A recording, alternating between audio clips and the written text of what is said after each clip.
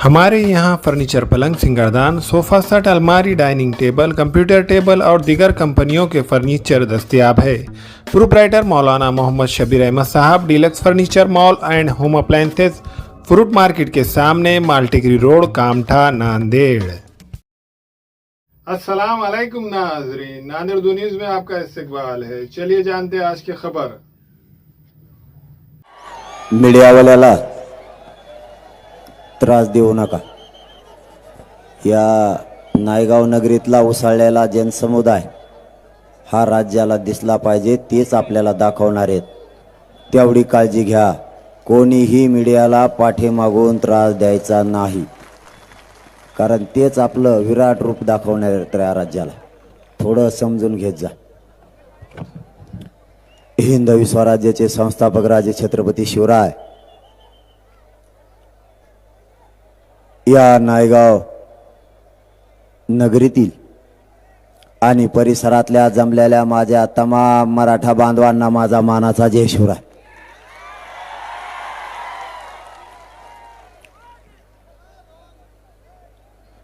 मराठ्यांनी आरक्षणासाठी प्रचंड एकजूट दाखवली। आपणही कमी नाही। नायगाव ही महाराष्ट्रातल्या मराठा समाजाच्या झालेल्या सभापैकी हाही कमी नाही, हे आपण आज सिद्ध करून दिलं। आज विराट संख्येने आपण जमला, त्याबद्दल तुमचं मनापासून आभार। आणि समाज आपलं कधी ऋण विसरणार नाही।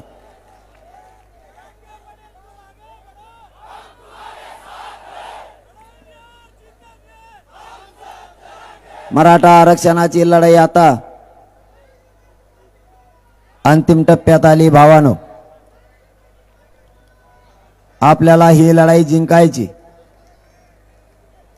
नुसता आरडाओरडा आणि गोंधळ करून आपल्याला ही लढाई आता अपयशी होऊ द्यायची नाही। आपल्या आया बहिणीनं, आपल्या माता माऊलीनं, आपल्या मायबापानं रात्रंदिवस काबाड कष्ट करून आपल्याला शिकवलंय। आता आरडा आणि गोंधळ करून आपल्याला ही लढाई हरू द्यायची नाही। आपल्या माता माऊलीनं याच आरक्षणासाठी रक्त सांडलंय। आपल्या बांधवांना आपल्यासाठी बलिदान दिलंय, आत्महत्या केल्यात। त्यांच्या कंपाळी, त्यांच्या मंडळीच्या कंपाळी कुंकू होतं, ते माता माऊलीचं कुंकू आपल्या मराठा आरक्षणासाठी पुसलं, याचं भान राहू द्या। त्यांचे कुटुंब उघड्यावरती पडलेत। आपल्या त्या भावाचं एकच स्वप्न होतं, माझ्या समाजाला न्याय मिळाला पाहिजे, आरक्षण मिळालं पाहिजे। म्हणून शेकडो आत्महत्या या मराठा आरक्षणासाठी झाल्यात। जबाबदारीचं सगळ्यांनी भान ठेवा। नुसता गोंधळात आणि आरड्यात आपलं आयुष्य खराब करू नका। आता जर आपण शहाणपणाची भूमिका घेतली नाही, एकजुटीनं राहून जर आरक्षण आपण समजून नाही घेतलं, तर पुढच्या 10 पिढ्या बर्बाद होतील। आणि आता त्या बर्बाद नाही होऊ द्यायच्या। कोणीही आरक्षणाला अडवा आला तरीही त्याला तोडून पुढे जायचं, पण मराठ्यांना आता आरक्षणच मिळू द्यायचं।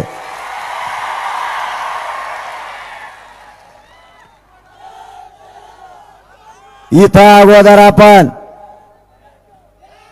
आरक्षण समजून घ्या। शेती आपल्याला साथ देत नाही। हातातोंडाशी आलेलं पीक सुद्धा जायला लागलंय अवकाळीमुळे। संकटावर संकट मराठ्यांवरती आणि शेतकऱ्यांवरती कोसळायला लागलेत। नुसता आरडाओरड करता कशाला? जात जर फसायला लागली आणि तिला जर सगळ्यांनी वेढा टाकला, तर तो वेढा तोडायचा असतो, आरडाओरड नाही करायची। वेढा आणि षड्यंत्र तोडल्याशिवाय मराठ्यांना गत्यंतर नाही। आणखीन तरी सावध व्हा, बेसावध राहू नका। तुमचा मुलगा म्हणून तुमच्याशी हात जोडायला आणि तुमच्या दारात तुमच्या पाय पडायला आलो, आता शहाणे व्हा। लेकरं सुधारल्या पाहिजेत, यासाठी एकजूट व्हा। सगळ्यांचं स्वप्न आहे मराठा मोठा नाही झाला पाहिजे, मराठ्यांना आरक्षण नाही मिळालं पाहिजे, यासाठी षडयंत्रावर षडयंत्र रचले जाऊ लागलेत. कधीतरी स्वतःला विचारून बघा, चारी बाजूला एकदा वळून बघा. ज्यांना आपण मोठं केलं ते हे आपल्या पाठीशी नाहीत. मग आपल्या लेकराला न्याय देणार कोण? आपल्या बापजाद्यांनी या 70 वर्षात जे जे पक्ष झाले आणि नेते झाले त्याला मोठं करण्याचं काम केलं. आपल्या लेकराशी आणि आपल्या लेकराच्या पाठीशी कोणीतरी उभा राहील या आशेनं 70 वर्ष मराठा आशेनं बघत राहिला. तुम्ही कधीतरी सावध झालं पाहिजे. आपलं मन आणि ध्येय विचलित होऊ देऊ नका. आपली शक्ती कमी नाही, शक्तीची जाणीव ठेवा आणि आपण कमीही नाहीत याची जाणीव असू द्या. फक्त लेकरासाठी एकजूट राहा. मराठ्यांना आरक्षण मिळणार म्हणजे मिळणार.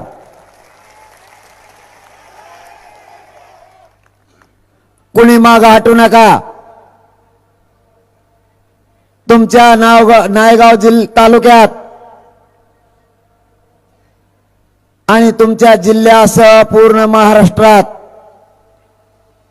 मराठ्यांच्या पोरावर विनाकारण निष्पाप पोरं गुंतवून त्यांच्यावर खोटे गुन्हे दाखल करण्यात आलेत.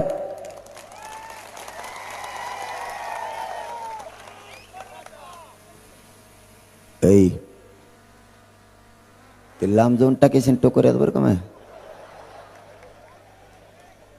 कोणत्या गावात गेले ते वरच बिंगत आहे. ते बी मला सध्या वरूनच बघत आहे. ते नाही हात टेकेलेत पार आता. अरे मराठ्यांचे लाटच असे उसळली. कोणाला बी हात टेकावं लागते मराठ्या पुढं, कोणाला बा.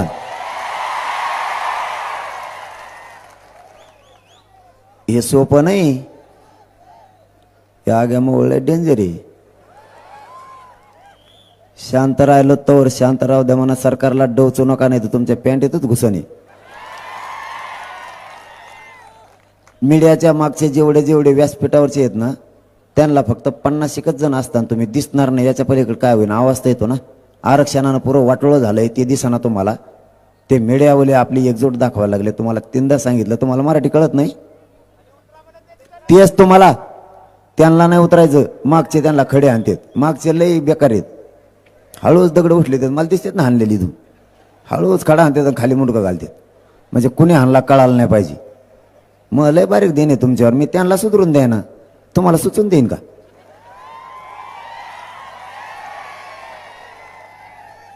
त्या मीडियाच्या बांधवांना त्यांचे आभार माना. बाळाओ, त्यांनीच आपल्याला राज्यभर आपल्या अन्याय आपला दाखवलाय. 10-20 जणाला दिसणार नाही. याच्या पलीकडे काय होईल? आवाज तर येतोय ना. आणि दिसून करता काय? मी दिसत नाही असावी. मी आधीच बारीक दिसतोय कसला जाणून.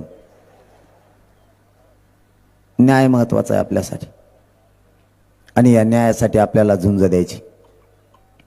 आपल्या मायबापानं आपल्यासाठी खूप कष्ट केले. नायगाव आणि या परिसरातल्या आणि जिल्ह्यातल्या यासह महाराष्ट्रातल्या सगळ्याच गोरगरीब मराठ्यांच्या पोरावर विनाकारण खोटे गुन्हे दाखल झालेत हे आम्हाला माहिती. त्याचं कारणही तसंच आहे. करते गुतवायचे हा सरकारचा डाव आहे. पण तुम्हाला हात जोडून सांगतो, खचू नका, घाबरूही नका आणि मागही सरकू नका. तरच आपल्या जातीला न्याय मिळेल. कारण ते ट्रायल घेऊन बघायला लागलेत. भीत आहेत का? घाबरत आहेत का? इथं बांधा टोकरले तर आपण 2-2 पिढ्या बोलत नाही. किशेल भीत असतो काय? किती गुत्ते 1000-2000 राज्यातले आणि 6 कोटी कशाला? एखाद्याला तुम्हाला अटक करायचा लयच कंड असला आणि त्याला जर प्रमोशन मिळत असलं 6 कोटी येऊन बसतो आम्ही. 6 कोटी तो पैसे येऊन बसतो. 3 महिने रजिस्टर नुसती आणि घे प्रमोशन. होय भारतातलं सगळ्यात मोठं पद घे. मग तुला का कोणचं घ्यायचं. घाबरू नका, तुम्हाला खचितही नाही. प्रश्न गुन्ह्याचा सगळ्या महाराष्ट्रातल्या केसेस मागे होणार आहेत. काळजी करू नका. सगळ्या त्यांनी आपल्याला शब्दच दिलेला आहे, महाराष्ट्रातल्या सगळ्या केसेस वापस घेणार आंतरवालीसह. एकही गुन्हा महाराष्ट्रातला राहणार नाही असं सरकारनं आपल्याला सांगितलेलं आहे. पण या पलीकडचं सांगतो तुम्हाला मी आता. आपल्याला पाहिजे आरक्षण. आपलं सगळ्यांचं ध्येय आरक्षण. बोलू का 1 मिनिट आहे का टाइम, का गडबड झाली?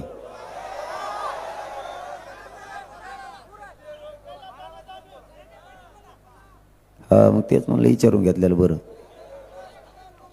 हा रातभर बोला मग करा कार्यक्रम.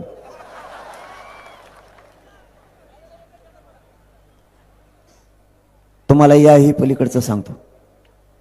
आपलं सगळ्यांचं ध्येय आरक्षण आणि 70 वर्ष आपल्या लेकरानं या आरक्षणाची वाट बघितली. भावा हो थोडा त्रास होईल आपल्याला केसेस होऊ द्या. आपण जर खचलोत घाबरलो तर उभ्या जातीचं वाटळ होईन. आपल्या मधी बसू. आपल्या 1000-2000 त्रास होईल पण 6 कोटी लेकरांचं कल्याण होईन. आपल्या नाविलाज आहे आपल्या पुढं. तुम्हाला अगोदर सांगितलं मी गुन्हे 100% मागे होणार, पण याला जोडून सुद्धा सांगितलं आपल्याला घाबरून खचून नाही चालणार. आता याच्यापेक्षा का आवाज काढितो? आवाज नाही आता येतो का? नाही. आणि मग तिकडे येऊ का मी आता?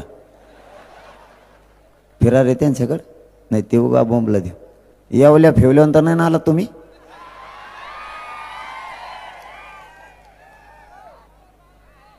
माय बापा हो, आमच्या आंतरवालीतल्या आंदोलनात निष्पाप लोकांवरती हल्ला झाला. आपल्या आया बहिणीचे डोके फुटले. 50 पेक्षा जास्त टाके त्यांना पडले. आपल्या मराठ्याच्या लेकरानं छातीवर गोळ्या झेलल्यात गोळ्या. आजही ते पोरं हॉस्पिटलला आहेत, घाबरले नाहीत. आणि महिलांनी सांगितलं शुद्धीवर आल्याच्या नंतर, दादा आता रक्त सांडलंय या जातीसाठी, आता आरक्षण घेतल्याशिवाय नाही हटायचं. आजही अंतरवालीतले एकही माणूस माग हटला नाही. मार खाल्ला आम्ही, डोके फुटले आमचे. 307 120 ब सारखे भयानक गुन्हे आमच्यावरच दाखल झाले, तरी डगमगलो नाहीत आम्ही आणि डगमगणार सुद्धा नाहीत. सत्य हकीकत तुमच्या समोर सांगतोय. आमच्या महिला सुद्धा माग सरकारला तयार नाहीत. त्याही महिला तुमच्याच्या, ती आई बहीण सुद्धा तुमचे लोकांचे नाहीये. मला सांगायचंय कायचं तात्पर्य समजून घ्या. जाणून बुजून खोटे गुन्हे आपल्यावरती दाखल केले जातील. आपण थोडंसंही मागे सरकलो तरी आपल्या लेकराच्या तोंडाला आलेला घास गेल्याशिवाय राहणार नाही याची जाणीव ठेवा. काय होणार नाही. मधी जाऊ जामीन होतील. महाराष्ट्रातल्या सगळ्या वकील बांधवांना नायगावमधून माझी विनंती आहे, जिथं जिथं मराठ्यांच्या पोराला अडचणी आल्यात किंवा आणल्यात त्यांच्या जामिनीसाठी मोफत प्रयत्न करा. ही मराठा समाजाच्या वतीनं तुम्हाला विनंती आहे.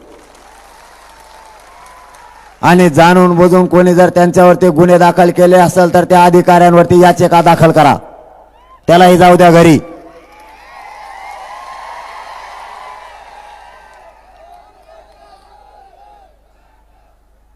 आमचा काय दोष नसतानाही आमच्यावरती 307 120 ब सारख्या कलमा केल्यात.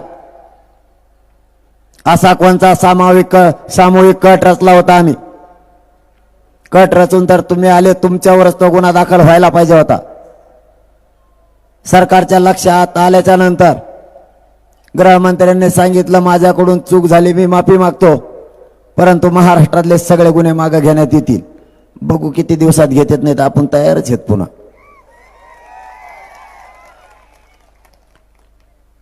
तुम्हाला मला ही गोष्ट जाणून बुजून नाही सांगायची.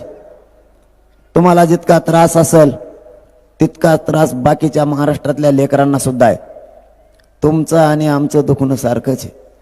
तुमच्यावर केसेस आहेत आणि आमच्यावर केसेस. आम्हाला तर कुठं फुलं दिले ते. फक्त या लेकरासाठी तुम्हाला सहन करा म्हणतोय.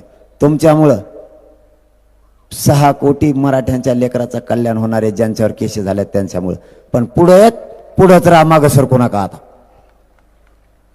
केसी करते कोणावर? 6 कोटी लोकांवर. मी तर मागं सांगितलं, अंतर्वलीतल्या गुन्ह्यातले अटक करायचं ठरलेलं नसताना 2-3 जण अटक केले. ज्या अधिकाऱ्यांना मोठा अधिकारी व्हायचंय त्याला सरकारची पाठ थोपटून घ्यायची, त्याला वरिष्ठ अधिकारी व्हायचंय पाठ थोपटून घेऊन त्याच्या तिथं 6 कोटी मराठी येऊन बसतो. तुला भारतातलं जे अधिकारी व्हायचं ते होय. बसलं रजिस्टर लिहित आमचे. मग जरा थांबलं आणि मी करू शकतो. मी लय पागल आहे. मी जर ठरवलं ना, मी करत SP ऑफिस पुढे 1-2 कोटी लोक मराठीच घेऊन बसत असतो. लिकवर रवी तुला जवळ लेच तवर. फक्त खायला घाल, पोट भरा आम्हाला आणि चलून दे कवर बी. आणि जेलला टाकला तुम्ही बिताडावून उडी आणत असतो खाली. पण आरक्षणच घेतो असतो. सुट्टीच नाही. सरकारने किती नाटक करून द्या. पोलीस बांधवाचा काही दोष नाही. हे वरचे नाटके आहेत. यांना लय कंडी. एकदा आरक्षण मिळू द्या, मग त्यांना बी काचका दाखवतो मी. त्यांना सुट्टी नाही. मराठ्याच्या नादाला लागलं सोपं असतं काय. हा आम्ही एकदा डाव धरल्यावर सोडित नाहीत. एकदा मराठ्याने डाव धरला की त्याचा बांध फोडूस तर सोडितच नाही. एकाच येडपट आपल्या विरोधात हे, बाकी कोण नाही.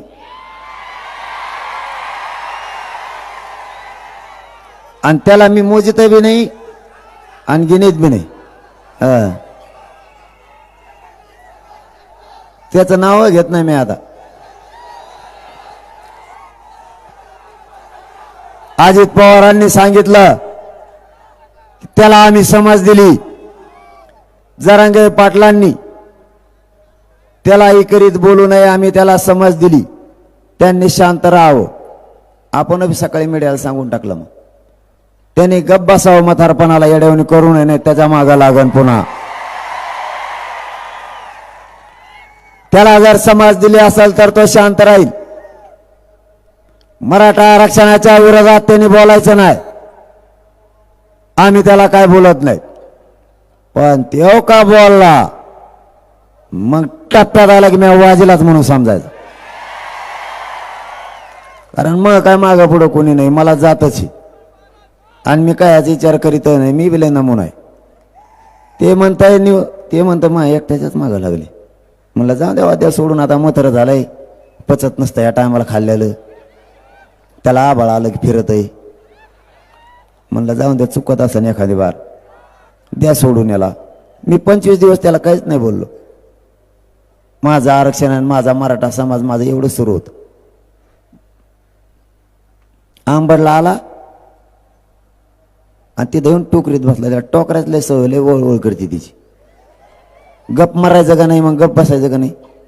मायानात लागला. मला येऊन तिथं काय म्हणतो, हे 5वी शिकलेलं, याला अभ्यास नाही. मी हे कोणकडं बरळत आहे. आणि मग मी काचाकाच बोलतो म्हणतो लय काही बोलत आहे. माझ्या वाटा काय जातो. आम्ही मराठ्या कोणाच्या वाटात जातो का. तो 40 वर्षे आरक्षण खाल्लं आहे म्हणून कम खाल्लं. ओबीसी आरक्षण तोच खाल्लं. ओपन मध्ये तूच येतो, EWS मध्ये तूच घुसवतो. ओबीसी महामंडळ सगळं तोच खाल्लं. अण्णासाहेब पाटील विकास महामंडळात फायली तू टाकीतो. खातो किती तो वय काय,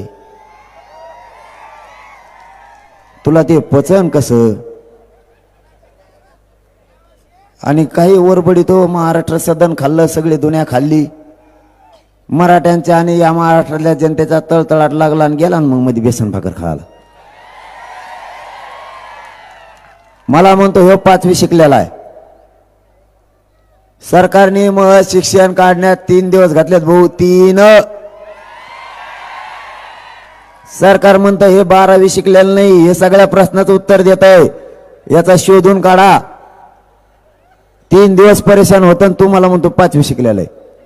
मला म्हणतो याला अभ्यास नाही. मला बरं नाही तर नाही, जाऊ दे, अभ्यास नाही, पण मराठा आरक्षण निर्णयाच्या प्रक्रियेत आणला का नाही?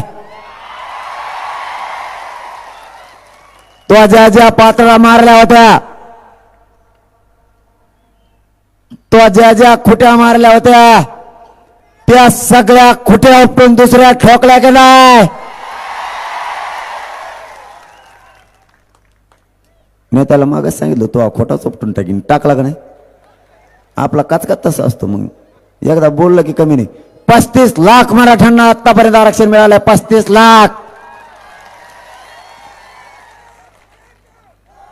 आणि ते म्हणताय मला अभ्यास नाही.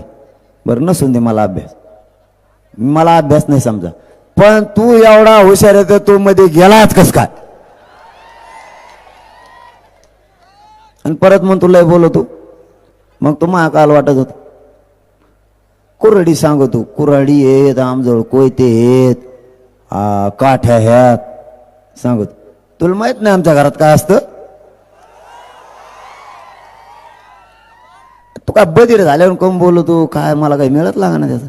कायद्याच्या पदावर बसलाय, संविधानाच्या पदावर बसलेल्या व्यक्तीनं जातीय तेढ निर्माण होईन असं वक्तव्य करायचं नसतं. ज्याच्याकडे कायद्याचा पद आहे त्यांनी या राज्याचा पालकत्व स्वीकारलंय. तो एका जातीवर नाही बोलू शकत, तरी तू जातीय तेढ निर्माण होईन अशी भाषा करतो. तुझ्यापेक्षा आम्ही सामान्य बरे. आम्ही दर दिवस रात्रंदिवस हिंडून तुला वाटतंय जातीय तेढ निर्माण करावा, आणि आम्ही मराठे रात्रंदिवस फिरून मराठ्यांना शांततेचं आव्हान करतोय.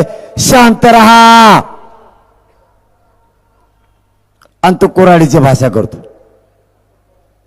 ते एडपट म्हणताय यावल्याहून आलं हिंगोलीला आणि म्हणताय मराठ्याने तमाशात जमीन नसल्या. तुला माहिती काय नसल्या?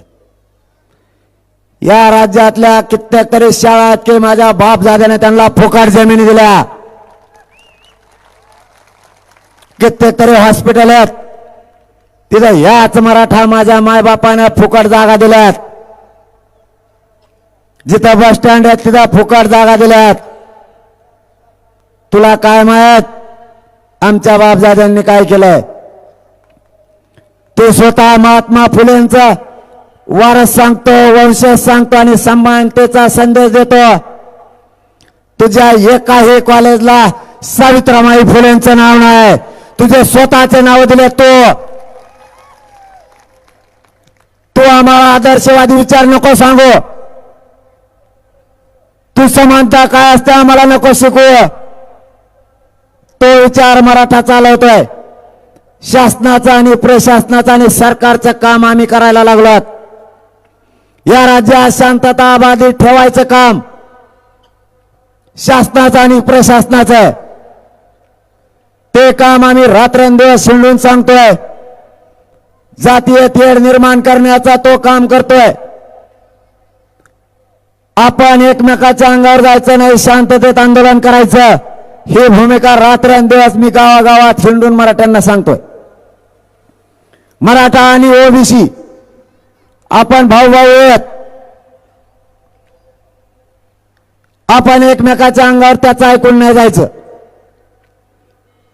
त्याला माहीत झालंय मराठा ओबीसी आरक्षणात गेला, हे त्याला पक्का माहीत झालंय. त्यामुळे ते लागलं बाव चालवून करायला. तो जाती जाती तेढ निर्माण करायचा प्रयत्न करायला लागला. मायबाप मराठ्यांना तुमचा मुलगा म्हणून तुम्हाला आवाहन करतो आणि तुमच्या पायाला हात लावून सांगतो याचं स्वप्न पूर्ण होऊ देऊ नका. याला जाती जातीत वाद लावायचा, वाद करायचा नाही. शांततेत राहा. एकदा आरक्षण मिळालं मग त्याच्याकडे बघू. त्याच्यात किती दम हे एकदा बघायचाच. आता फक्त आरक्षण मिळूस तर शांत राहा. तेव्हा बी कुठं जाणार नाही. आपल्याला कुठं जायचं नाही. आपण दोघं एकाच गल्लीत. त्याला नुसतं बांधावर उभा राहून द्या. आपल्या मग सांगू आपण त्याला 7-12 कोणाचा तुला त्या टायमात सांगतो. थांब जर शिकतो. फक्त आरक्षण मिळस तर शांत राहा. आजही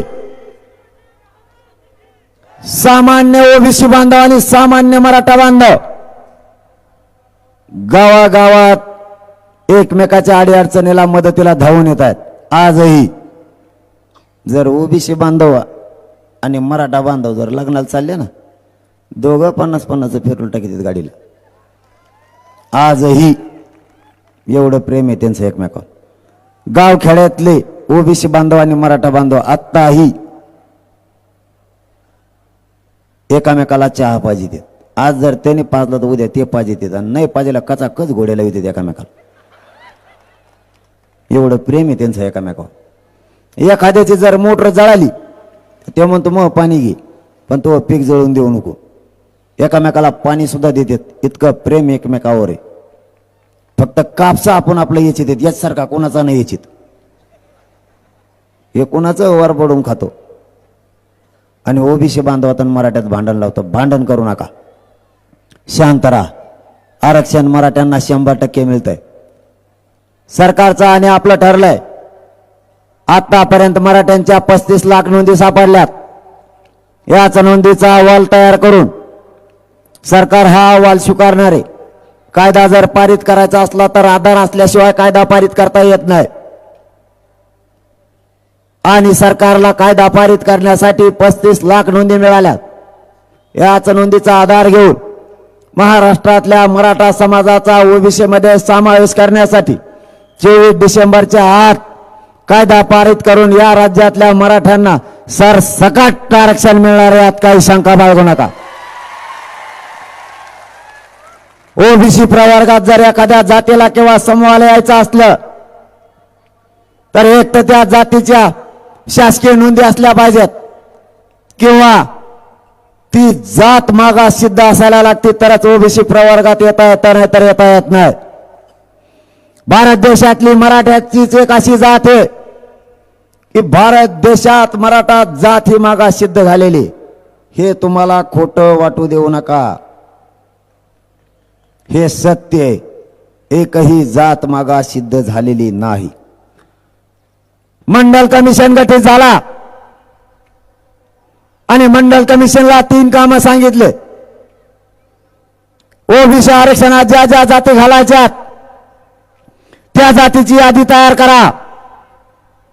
जी जात ओबीसी आरक्षणात घालायची ती मागास सिद्ध आहे की नाही बघा आणि तिला मागास सिद्ध करा आणि ओबीसीची जनगणना करा. मंडल कमिशनने यातलं एकही काम केलं नाही. मंडल कमिशनने 1923 ची यादी उचलली. इंग्रजांना 1931 ला केलेली जनगणना उचलली. त्याचा अहवाल म्हणून व्हीपीसी सरकार समोर अहवाल ठेवला आणि ओबीसीची 28% लोकसंख्या दाखवून ओबीसीला 90 ला 14% आरक्षण सुरू झालं. कायदा सांगतो लोकसंख्येच्या प्रमाणात 50% आरक्षण दिलं पाहिजे. घटना सांगते लोकसंख्येच्या प्रमाणात 100% आरक्षण दिलं पाहिजे. घटनेत 100% आरक्षण फक्त एससीला आणि एसटीलाच आहे. त्यानंतर कायद्याने दिलेले आरक्षण हे लोकसंख्येच्या प्रमाणात 50%. म्हणजेच ओबीसीची 1990 ला लोकसंख्या 28%, त्यांना आरक्षण दिलं 14%. हेच आरक्षण 1994 ला 30% झालं. याचा अर्थ असा होतो लोकसंख्या 60% झाली. बरोबर. 30% आरक्षण दिलं म्हणजे 60% लोकसंख्या. मराठ्यांना तुमच्या डोळ्यात देखता तुमच्या हातातून 16% तुमच्या हक्काचं आरक्षण नेलं. तुम्ही गाफील राहिलात आणि स्वतःच्या लेकराचं आज वाटोळं झालं. कोणतंही आरक्षण द्यायचं असलं तर समितीची शिफारस असल्याशिवाय उपवर्ग बनवता येत नाहीत. वरच्या 16% आरक्षणाचे 9 उपवर्ग बनवले. कोणत्याही समितीची शिफारस नाही, काय नाही. एका रात्रीत मराठ्यांचं 16% आरक्षण खैरात असल्यासारखं वाटून टाकलं आणि आपण गाफील राहिलो. मला एक सांगा, समजा मी या नायगावचा रहिवासी असं ग्राह्य धरा, समजा, आणि मी 1990ला इथल्या सरपंचाकडे गेलो आणि त्यांना म्हणलो माझे 4 सदस्य आहेत, याची ग्रामपंचायतला नोंद घ्या. त्या सरपंचाने नोंद घेतली. मी परत 4 वर्षांना गेलो, म्हणजे 1994ला त्या सरपंचाला त्या ग्रामपंचायतमध्ये गेलो. सरपंच तेच होता. त्याला म्हणलं भाऊ माझ्या कुटुंबात 60 सदस्य आहेत, याची नोंद घे. मी काय फॅक्टरी टाकली का 4 वर्षात 60 सदस्य व्हायला? यांचे 4 वर्षात 60 सदस्य, 60% लोकसंख्या झाली कशी? कशाच्या आधारावर यांना 30% आरक्षण दिलं? मी हे खरं बोलायला लागलो. मी माझ्या गोरगरीब मराठ्यांच्या वेदना मांडल्या. गोरगरीब मराठ्यांचे पोरे मोठे झाले पाहिजेत ही भूमिका मांडली. म्हणून तुम्ही मला शत्रू समजायला लागलात. सरकारही मला शत्रू समजायला लागलं, पण तुम्ही मला शत्रू समजलं आणि काही समजलं. मी तुम्हाला भेट सुद्धा नाही, मोजणार सुद्धा नाही, कारण माझी जात मला प्रिय आहे. मी लढणार या जातीसाठी आणि मरणार या जातीसाठी पण हटणार नाही.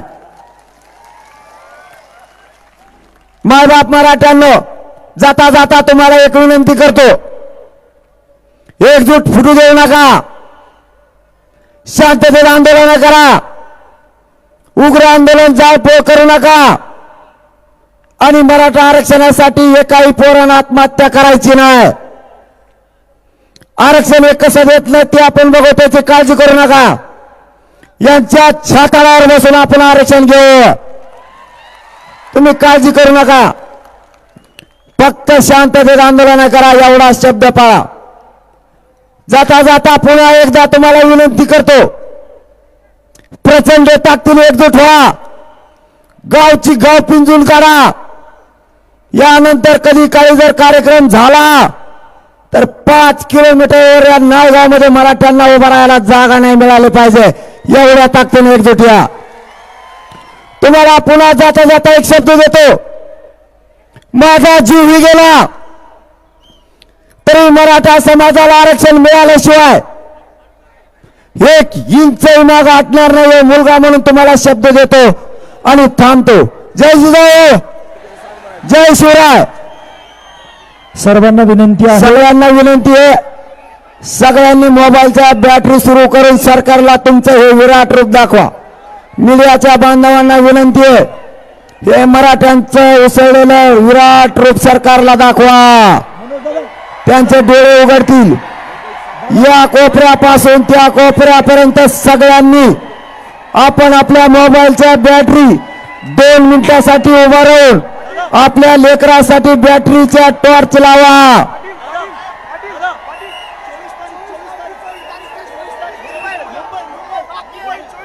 सतरा तारखेला आपली बैठक आहे, त्यानंतर निर्णय. ओके, सगळ्यांनी 17 तारखेला बैठक लावलेली, सगळ्या आयोजक सगळ्या उपोषणकर्त्यांनी सुद्धा यायचंय. सगळ्यांनी पुन्हा एकदा बॅटरीवर करा. मीडिया तुम्हाला राज्याला दाखवतोय.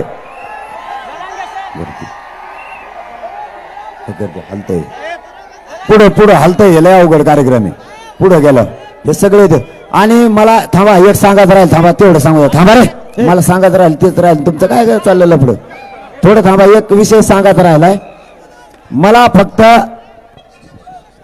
जाण्यासाठी रस्ता द्या. त्याचं कारण सांगतो भाऊ. मी 17 दिवस उपोषण केलं. तुम्हाला काय बोलतं कळते भाषा? 17 दिवस उपोषण केल्यामुळं माय बापा व माझं शरीर मला साथ नाही देत. आता मी माझ्या जातीसाठी जीवाची पर्वा नाही करत. मला थोडं ढकललं तरी खूप त्रास होतो. त्यामुळे माझी तुम्हाला विनंती, फक्त जायसाठी रस्ता द्या. तुम्ही इतकं ढकले जात की मग बरगाडच मोडून एखादं. तुम्ही फक्त मला रस्ता द्या, एवढंच. पुन्हा एकदा सांगतो की एकजूट राहा. आरक्षण 24 डिसेंबर पर्यंत मराठ्यांना मिळतंय. नाही मिळलं तर आरक्षण मिळवायचं, त्याशिवाय आपल्याला हटायचं नाही. एकजूट राहा. जय जिजाऊ, जय शिवराय. धन्यवाद. अस्सलाम वालेकुम, मैं इमरान खान. हमें उम्मीद है कि आपको हमारा चैनल अच्छा लगता होगा. लेटेस्ट न्यूज़ के लिए देखते रहिए नांदेड़ उर्दू न्यूज़, और न्यूज़ के पसंद आने पर लाइक, शेयर और सब्सक्राइब करना ना भूलें.